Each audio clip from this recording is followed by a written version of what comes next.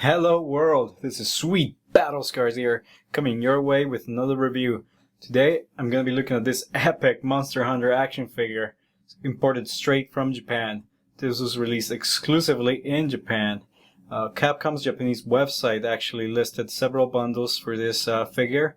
One that included the figure, the game, Monster Hunter Tri-G, and the slide pad expansion for the 3DS, along with a little bonus clock, I believe it was. Also, you can get any combination of this bundle, the figure and the game by itself, or the game and only the slide pad expansion by themselves, or this figure individually.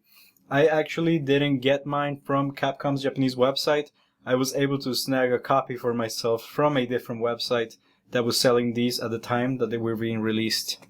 I'm not exactly sure how limited these were, but I don't think that they are that rare in Japan.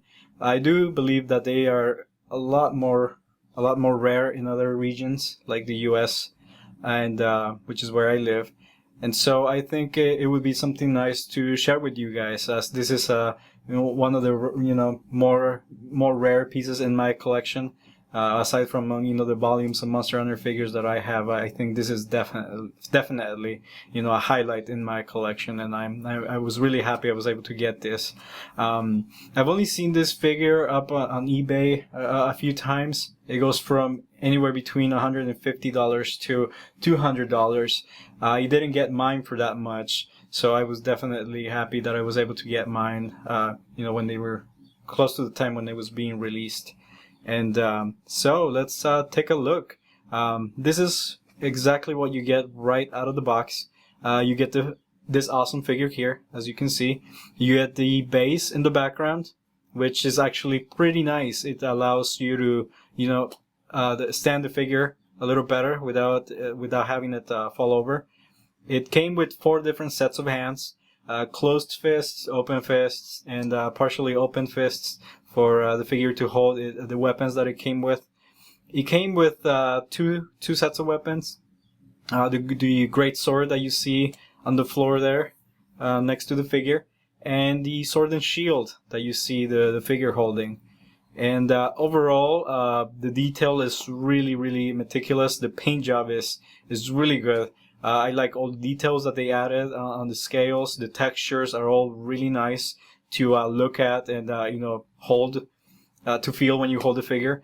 The weapons, I feel they could have been a little better. The paint job could have been a little more precise, I think, but I'm just being nitpicky. The casting is really good. Everything is nicely cast. No imperfections at all, and so everything is dialed in nicely, and they paid attention to all the details as well. The figure is true to the game and in every respect, and so overall a really nice figure to have.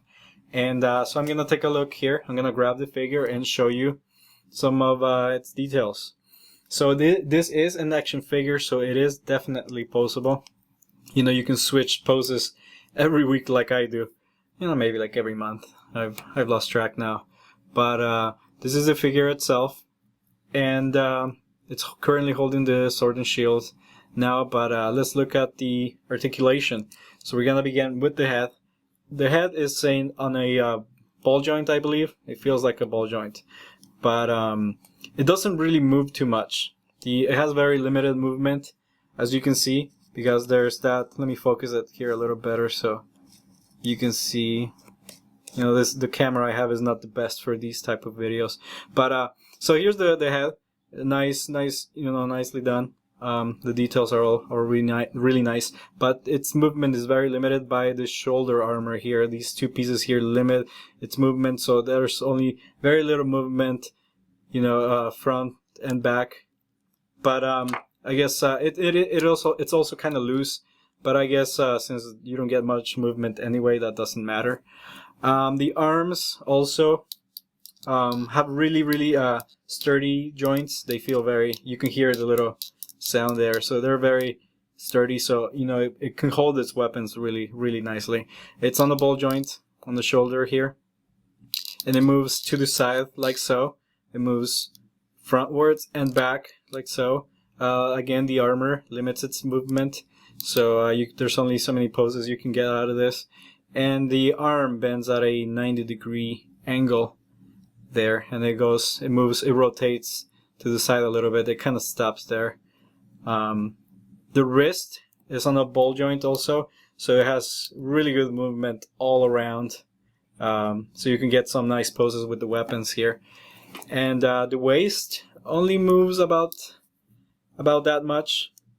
Again, the armor on the sides here get in the way. The waist kind of hits that belt area, so it doesn't really get much movement, but you do get some movement frontwards and back. Not much on the sides, and definitely not really any spin. The legs also are on a ball joint at the hips, so you get movement to the sides. You get some movement frontwards and back. The knees are on a double joint, so you get some really nice flexibility there. And the feet are also on ball joints, so you get a nice, smooth movement down there. And so overall, pretty good articulation. The only complaint I have in terms of the joints is this elbow here, his right arm, I guess, to the left. It's kind of loose, so anytime especially when he's holding the small sword here, or even the great sword in the back there, it just kind of falls over like that. So that's the only joint that is loose like that. Everything else is really snug, and I haven't had any problems with any other joints. So let's take off his sword here, and the hands are really snug, so it's kind of hard to put the weapons back. So I kind of try to avoid taking that sword off, because the plastic is very sturdy, so it holds on to that weapon really well. All the colors are really awesome. I like all the colors that they used here. They're very true to the game. You have the oranges and the blues here. I especially like this metallic detail here, this metallic paint they used here to give it that metal look. It really looks awesome in real life. I think the camera picks up some of that nice metallic paint here. You can see it reflecting off some of the light. But really awesome detail here. I really like this. The details on the armor all around are really good. The paint job is done really well. You see all this highlighting here, and all these lines here, all these markings along the scales. You can see the scales used to make this armor. Poor Lagiacrus had to suffer a lot for this. I don't think I mentioned this in the beginning of the video. This is the Lagiacrus set. So in the game you have to kill Lagiacrus in order to be able to get the parts, the claws, the scales, in order to make this armor set. So you can see the parts of the monster around the shoulder. You can see all the scales in the back here, back of the figure, and all around a really awesome figure. So I really like the details. Everything is there, true to the game, down to the leather straps holding the armor together, the belt here, everything is there. So really awesome figure to have here. Really happy with it. Let's take a look at the weapons really quick. This is the sword and shield. Let me show you here that it came with. Nice overall, but like I said before, I think it could have been a little more detailed. It's just a little too plain for me. But again, I'm just being nitpicky. But I really like the cast. It's dense. It's solid. It doesn't feel like it's gonna break at any moment. So a really nice shield here, and the sword also. It's got nice details. The leather straps holding it together. The horns are all there. The colors are nice. Like I said, just a little more detail that I think would have been nice to have on these. This is the great sword. It has a little more detail here. You can see along here. You can see the Lagiacrus's claws and leather straps there. So this one has a little more detail. It looks really nice on camera, but a little more wouldn't hurt. This one has a little peg here that attaches to the back of the figure, so he can carry it like so. He can carry his weapon around when he's not out hunting Lagiacrus for another piece of armor for maintenance, right? And another complaint that I have is mine had a tiny little scratch here. I don't know if the camera picks it up here. It's a little scratch where you can see some of the blue coming out of this silver. You know, it came like that out of the box, but I guess it gives it some character. He's got a battle scar from his fight with Lagiacrus. That's a pretty sweet battle scar. Hey, that's the name of my channel, but you already knew that. So, nice figure overall. There it is. The base here, the joints on this arm here are really snug, so it holds the figure nicely when you have it on display and say someone bumps into the table, and so it doesn't fall over. So I think it's nice to have. It comes apart, and it actually came with different backgrounds here. That red part that you see there is interchangeable. You can change it and replace it with a different background.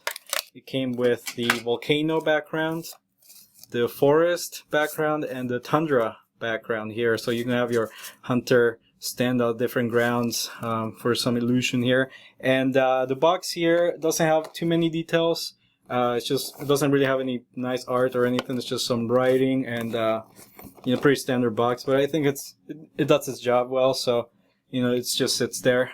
But overall, I'm really happy with this figure. I hope you enjoyed looking at it with me. And like I said, it's one of the rarest items in my collection, just because I keep looking for it and it's getting harder to find. So I don't think it's really available. You know, it's still available, but you have to do some research in order to find it. But you know, really nice figure overall. I'm really happy with it. And I think that brings us to the end of this review. And I hope you enjoyed it. And I'll